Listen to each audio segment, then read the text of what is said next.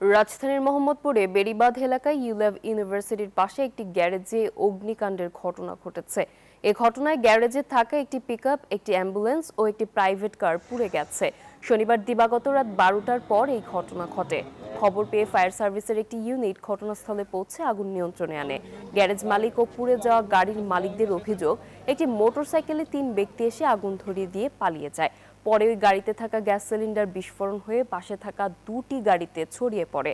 তবে এই ঘটনায় কেউ হতাহত হয়নি বলে জানিয়েছে ফায়ার সার্ভিস। গ্যাসের সিলিন্ডার একটা বাস্ট হয়েছিল, আমরা এই জন্য একটু ছিলাম। আমরা খুব সাবধানভাবে আরেকটা সিলিন্ডার যেন বাস্ট না হয় গাড়িতে, আমরা ওইভাবে হ্যান্ডেল করে আগুনটাকে নিয়ন্ত্রণে আসে আগুনটা নির্বাপন করছি। কাজের থেকে আইছি, আয়া ভাত খাইছি, বলা পারলে রামছি বাড়ছি, খাইছি, ঘুমাইছি, মানুষে ডাকছে, আয়া গাড়িতে আগুন জ্বলতে আছে। সিল্লা দেখে আমি গেটটা খুললে আইছি, আয়া দেখি গাড়িতে আগুন জ্বলতেছে। হঠাৎ করে দেখি যে আমরা এদিক দিয়ে আগুন ধরে গেছে। আর আমরা দোকান থিয়া যে যেমনি আসছিলাম হেমনে দৌড় দিছি আর দেখি যে গ্যারেজের থেকে 2 জন উঠতে আছে। একজন বাইক লিয়ে খাড়া হয়েছে আর একজন গাড়িতে উঠছে, বাইকে উঠছে, বাইক লিয়ে গেছে, 2 জনে বাইকের পিছে ছুটছে আর একজন উঠতে পারে না। আমি ওনার পিছে ছুটছি।